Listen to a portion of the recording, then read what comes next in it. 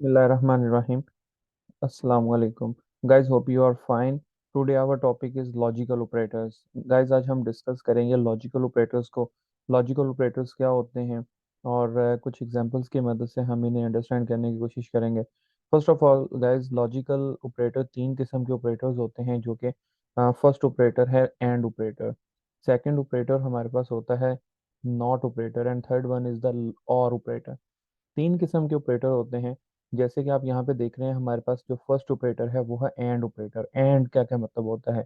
जैसा कि गाइस आप जानते हैं, एंड का मतलब है उर्दू में और।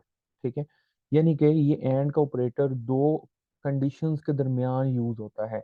दो कंडीशन से मुराद कि ये जो एंड का, पहले सबसे पहले तो मैं गाइस आपको ये बता दूं कि ये एंड के दो ऑपरेटर इकट्ठे एक लॉजिकल एंड का काम करते हैं। यानी कि दो कंडीशंस के दरमियान ये दो एंड के ऑपरेटर काम करते हैं। एक एंड का काम करते हैं गाइस। दो कंडीशंस, जैसे कि यहाँ पे हमारे पास एक कंडीशन है, एक स्टेटमेंट है इफ। इफ स्टेटमेंट हमने लगाई, जेंडर इक्वल इक्वल वन। अगर जेंडर की value one equal to one है, यानी कि जेंडर की वैल्यू वन हो और इक्वल टू वन है, तो ये ट्रू हो जाएगा। और एज एज की वैल्यू लेस ग्रेटर हो और इक्वल ग्रेटर या इक्वल हो 65 के, तो देन ये कंडीशन भी ट्रू हो जाएगी। तो जब दोनों कंडीशन ट्रू होंगी तो देन ये इफ की कंडीशन ट्रू होगी। ओके, तो गाइस एंड के अंदर हमारे पास दोनों कंडीशंस का ट्रू होना जरूरी है। यानी कि इस कंडीशन का भी और इस कंडीशन का भी ट्रू होना लाजिम है। अगर दोनों में से एक कंडीशन भी फॉल्स, जैसे कि जेंडर इक्वल वन नहीं है तो एज ग्रेटर देन 65 है, तो ये ट्रू हो गया। ठीक है, लेकिन ये फॉल्स हो गई तो देन ये इफ की कंडीशन फॉल्स ही रहेगी। क्योंकि एंड ऑपरेटर जब आ जाता है तो एंड ऑपरेटर का लॉजिक होता है कि एंड ऑपरेटर के लिए जो दोनों कंडीशंस हैं उनका ट्रू होना बहुत जरूरी है।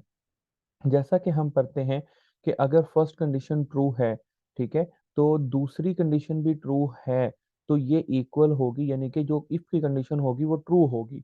अगर इन दोनों में से एक भी फॉल्स है, तो इट्स मीन कि इफ की कंडीशन जो है, रिजल्ट जो है वो फॉल्स है। ओके, जैसा कि हम कहते हैं कि ये और ये, यानी कि ये और ये में फर्क फर्क इतना सा है कि ये दोनों, तो दोनों जब कंडीशन ट्रू होंगी तो देन एंड ऑपरेटर परफॉर्म होगा। Otherwise and operator proper way में परफॉर्म नहीं हो पाएगा। तो यहाँ पे स्टेटमेंट लिखी है true if both conditions are true, यानी कि दोनों कंडीशंस का ट्रू होना जरूरी है एंड ऑपरेटर में। सो गाइज हम नेक्स्ट मूव करते हैं और ऑपरेटर पे। और ऑपरेटर के लिए हम दो सीधी लाइनें यूज करते हैं। और जब जब आप सी प्लस प्लस प्रोग्रामिंग में दो सीधी लाइनें यूज करें तो वो और ऑपरेटर का काम करता है, यानी कि वो एक और लॉजिकल ऑपरेटर है।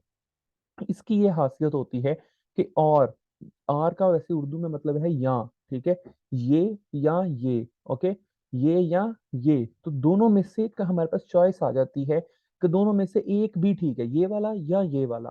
ठीक है, तो दोनों कंडीशंस में से एक कंडीशन भी ठीक है, तो इट्स मीन कि इफ की कंडीशन हमारी ठीक है।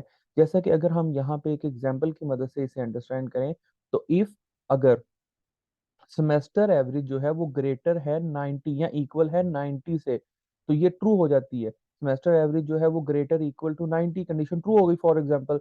और या final exam greater equal to 90, तो अब फाइनल एग्जाम ग्रेटर नहीं है 90 से, तो ये होगी फॉल्स। तो ये पहली ठीक हो गई, तो फिर भी ये इफ की कंडीशन ट्रू हो जाएगी। क्यों? क्योंकि आर का मतलब होता है, ये जो बीच में आर ऑपरेटर लगा है, इसका मतलब होता है कि या ये, तो दोनों में से एक भी ठीक है, तो देन इफ की कंडीशन ट्रू है। तो अगर दोनों ठीक है तो फिर भी ट्रू है, लेकिन अगर दोनों फॉल्स हैं तो फिर ट्रू नहीं है, फिर इफ की कंडीशन फॉल्स ही रहेगी।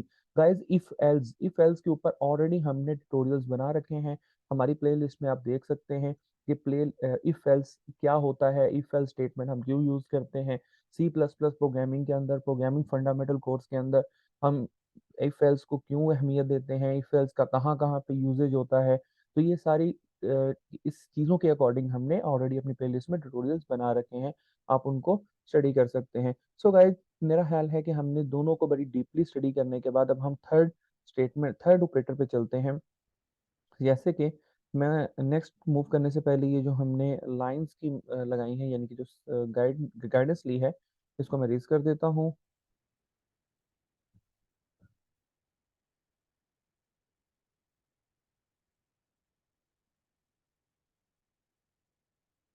ओके, सो गाइस ये मैंने क्लियर कर दिया। अब हम चलते हैं नेक्स्ट पे। और जैसा कि आप यहाँ पे देखें, तो एंड ऑपरेटर, ये gender equal to one first condition है एंड ऑपरेटर की। और and age greater than equal to 65, तो दोनों का ट्रू होना जरूरी है यहाँ पे। तो जब दोनों ट्रू होंगे तो इफ की कंडीशन ट्रू हो जाएगी। अब इसी तरह आप देखें यहाँ पे और ऑपरेटर में, semester average greater equal to 90, अगर दोनों में से एक भी ठीक है, तो और के लिए ये खासियत होती है, हमें दोनों में से एक भी ठीक हो तो हम कहते हैं कि ये इफ की कंडीशन ट्रू हो गई है। लेकिन अगर दोनों फॉल्स होंगी तो इसकी कंडीशन फॉल्स हो जाएगी। दोनों ट्रू भी हो जाएंगी तो वो ट्रू होगा।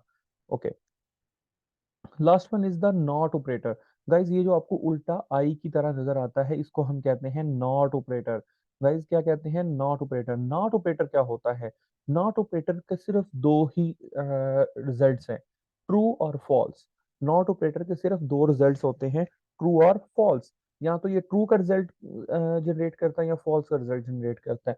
इसी तरह एंड और भी ट्रू और फॉल्स करते हैं, लेकिन वहां पे हमारे पास कंडीशंस लॉजिक्स कुछ डिफरेंट होते हैं। लेकिन यहाँ पे हमारे पास सिर्फ ट्रू और फॉल्स की कंडीशन होती है, यानी कि अगर हमारे पास कंडीशन ट्रू है तो ये ऑपोजिट रिएक्ट करेगा। ऑपोजिट रिएक्ट करने का मतलब क्या है? कि अगर कंडीशन ट्रू है तो वो फॉल्स को फॉल्स कर देगा, अगर कंडीशन फॉल्स है तो वो ट्रू कर देगा। तो नॉट ऑपरेटर ये काम करता है कि अगर कंडीशन ट्रू है तो वो फॉल्स कंसिडर करेगा, यानी कि उसको फॉल्स कर देगा, लेकिन अगर फॉल्स है कंडीशन तो उसको ट्रू कर देगा।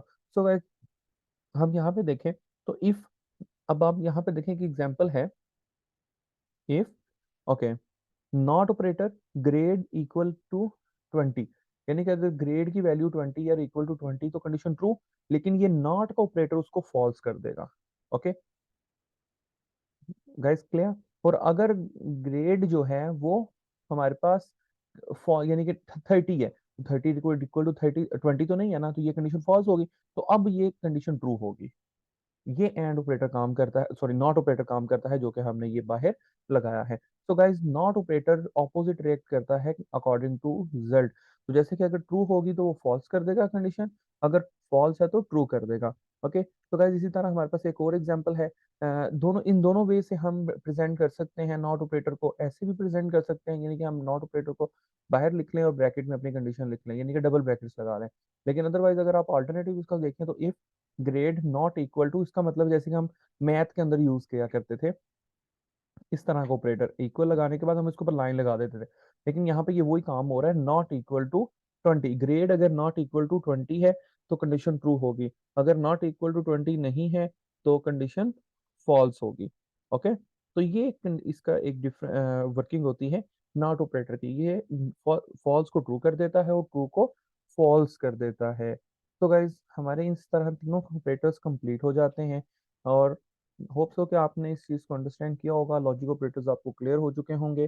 अगर कोई आपका क्वेश्चन है, कोई सजेशंस हैं, तो आप हमें कमेंट सेक्शन में पूछ सकते हैं।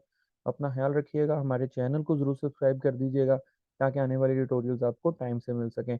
ऑलरेडी हमने programming fundamental, C plus plus programming से रिलेटेड ऑल टॉपिक्स के ऊपर अपनी प्लेलिस्ट बना रखी है। आप हमारे ट्यूटोरियल्स को टॉपिक वाइज देख सकते हैं, स्टडी कर सकते हैं, हेल्प ले सकते हैं।